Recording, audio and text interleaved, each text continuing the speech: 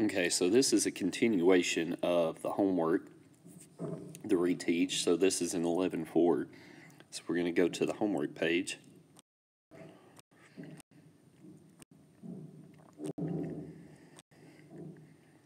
Okay, so here we are. We're going to skip directly to actually solving problems. So number 9. So you see here some systems, and it says solve by multiplying, verify by graphing. So that's what number 9 is. So how do you solve by multiplying? Well, the first thing you want to do, like in the video, we talked about looking for ones that are opposites in terms of their signs. So right here, the y's, one's positive, one's negative. But to get rid of them, they have to be the same coefficient. Now, sometimes you have to multiply both equations, but in this case, since that's a 4, I just need to multiply this one by 2, and that's going to make that a negative 4. So all I'm going to do, slide this over to the side, I'm going to multiply this by 2. This equation has not changed. 3x plus 4y equals 13. This one now becomes 4x, so you're doing basically like distributive, minus 4y equals, and 2 times that would be negative 20. Now my y's cancel. Work out the rest. 7x equals negative 7. Divide by 7. X equals negative 1. Now to get y, what do? We have to go back and plug it back in. Again, it doesn't matter which one you plug it into. You could even plug it into one of the ones you've multiplied here. But in this case, I'm just going to go back. I'm going to multiply it into the top one up here. So I'm going to do 3 times x, which is negative 1. Remember, use parentheses, equals 13. So that's negative 3 plus 4y equals 13. Add 3. So 4y equals 16. Divide by 4. And y equals 4. Now, it says to check by graphing. So the easiest way to graph here is when they're in standard form again. Okay. So I'm going to get rid of some stuff right here. When it's in standard form, remember how I told you guys the best way to do that is to find your intercepts? So, like for instance, I said, do this.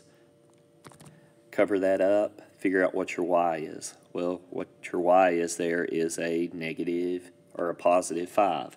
So you go to positive 5 and 2, 3, 4. So y is, oops, way too big. Sorry about that. Let's change our size here.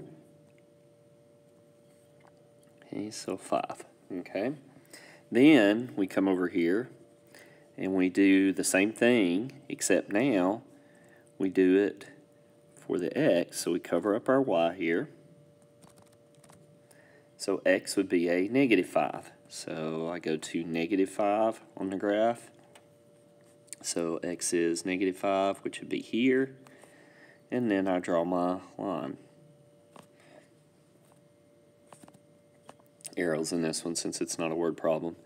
Now I go through and I do the same thing on my y. Now, here's an issue with this a little bit.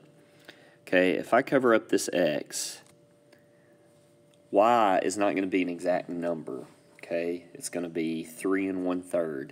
So if I go to 3 1/3, it should be like right about there. Okay. Then I do my y, or cover up my y, sorry. Do my x. So if I do that and I divide by 3, that's going to be 4 1/3. 4 1/3. So I go to x to 4 1/3, which is like right about, no, that's a little off. Should be right about there. Then I draw my line. Okay. Now, remember what my answer was. My answer was x is negative 1, y is 4. Well, if I look here, this is very, very close to negative 1, 4. Now, this is just confirming with the graph. That confirms that my answer is there. Why is it off? Because of those fractions. So that's a little hard part with this, but hopefully you get the idea. All right, let's go to problem 8. Okay. Jamie bought a total of 40 bagels, blah, blah, blah. They're very nice to you here because they've already given you the system. So what I'm going to do is I'm going to come down here and kind of erase some of this stuff just so I've got more room here to work. So again, this is just like the other lesson 11.3. The only difference is here we're having to multiply to get rid of something. That's the only difference. So we have B plus D equals 40. And then we have 1.15B plus 0.65D equals 3350. Now obviously here you want to use a calculator because you got decimals. So figure out which one you want to get rid of. They're all positive. So in this case, I'm going to multiply the top one by negative 1.15.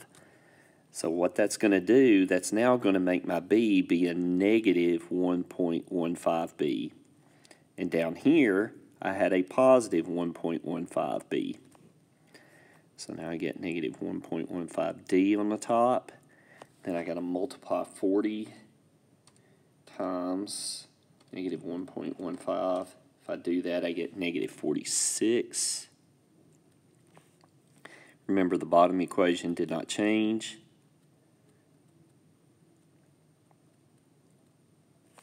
Okay, and now, obviously, you want to keep using the calculator. So right here, these are going to cancel. If I do negative 1.15 plus 0.65, I get negative 0.5D equals, and then if I do negative 46 plus 3350, I get negative 1250. Then I'm going to divide by negative 0.5, divide by negative 0.5, and D will equal 25, I think. Yes, 25. Okay. Now, how do I get B? Now I'm actually going to go, I'm not going to use one of the new equations because they all have decimals. I'm going to use that first one because it's the easiest. So B plus 25 now equals 40. Subtract 25, subtract 25, B equals 15. Now, go back and read your question. How many of each did Jamie buy? So he bought 15 bagels and he bought 25 donuts. All right, one more problem, number 19.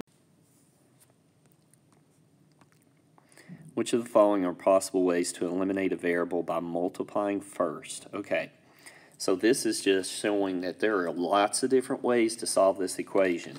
Okay, lots of different ways to solve this equation. So one thing I want you to understand is that when you're doing this, sometimes you're like, I don't know what to multiply by. Okay, so here's a real good rule of thumb. And this is one of the answers here. Whenever you have opposites, so like these two are opposite, whatever number is down here, multiply the top one by this. Now, don't include the negative because one's a positive, one's a negative already, but that's what I mean by opposite. They're opposite signs. So that means I would multiply the top one by 5, and then I'm going to multiply the bottom one by 2 because if 5's down here, I need it up here. And if 2's up here, I need it down here. And what that's going to do, that's going to create 5 times 2 is 10, 2 times 5 is 10, one's positive, one's negative, they'll cancel. That will work every time. Now, it's not the easiest, but it does work every time, okay? So that's what this question is asking. So let's look at it, and let's see what happens. A, multiply the first equation by 4. Well, if I multiply that by 4, that's going to make this be a negative 4, positive 4. Those would cancel, so yes, that works. All right. B, multiply the first equation by 5 and the second equation by 2, and that's what we just did. If I take that and put it up here, take that, take it down here, then those are going to cancel, so that does work. C, multiply the first equation by 4, okay, the second equation by 2. Well, now if I multiply this by 2, that becomes 8. Those won't cancel. If I multiply this by 4, that's 8. Multiply this one by 2, that's 10. Those don't cancel, so that does not work. Okay, D, multiply the first equation by 5. So 5, that works. And the second equation by 4. Well, that doesn't work because there's nothing up here that's times 4, so that doesn't work. E, multiply the first equation by 2. And the second equation by 5. Well, that doesn't do anything. If I multiply the second one by 5, it already has a 5. If I multiply the first one by 2, the first one already has a 2. That doesn't get rid of anything. And then F, multiply the second equation by 4. If I multiply this by 4, that doesn't do anything either because it already has a 4 in it. So hopefully that's giving you a little insight into how to solve when you have to multiply. Okay, 11.4.